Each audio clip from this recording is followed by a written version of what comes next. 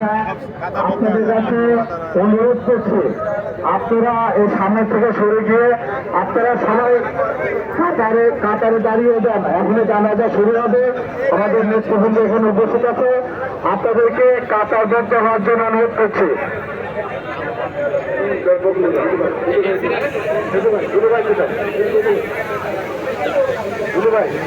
আপনি সামনে আসলে আপনি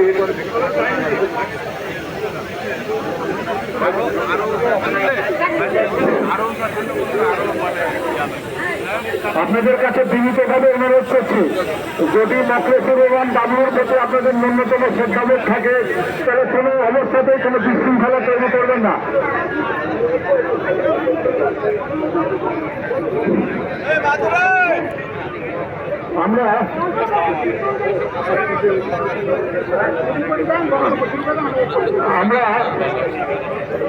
আমরা মোখলেসুর রহমান বাবুর স্মৃতির প্রতি শ্রদ্ধা জানানোর জন্য আমি প্রথমেই জাকারিয়া পিন্টু ভাইকে আমি অনুরোধ করবো, যেহেতু জাকারিয়া পিন্টু এবং বাবলু ভাই একটা সময়ের যে রাজনীতি শুরু করেছিল সেই হাতে খড়ি জাকারিয়া পিন্টুর ছিল, আমি জাকারিয়া পিন্টুকে অনুরোধ করবো বাবলু ভাইয়ের স্মৃতির প্রতি কিছু বলার জন্য। বিসমিল্লাহির রহমানির রহিম।